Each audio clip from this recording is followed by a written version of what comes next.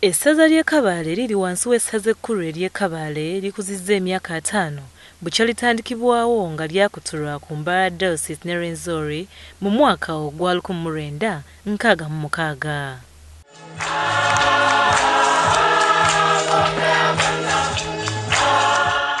Ekitambiro kya mmisa kiyimbiddwa Ssaabasumba w'obusumba bw'e Mbarara Paulo Kamuza Bachenga ng'ayambibwako Ssaabasumba w'essaza ly'eggulu John Baptist Odama ku mukolo ogwetabiddwako ebikonge bya Krezia eby'enjawulo.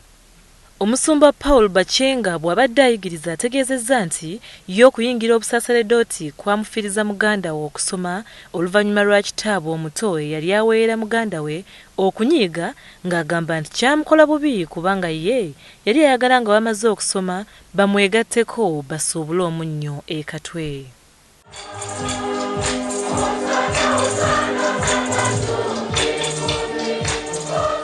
Wano asimye omutandisi w'essaza lino Father Gervasio Nkalanga eyakola omulimu omunene okubunyisa enjiri mu bitundu by'ekigezi ekivuddeko eddiini y'Obukatoliki okusimba amakanda mu bitundu bino.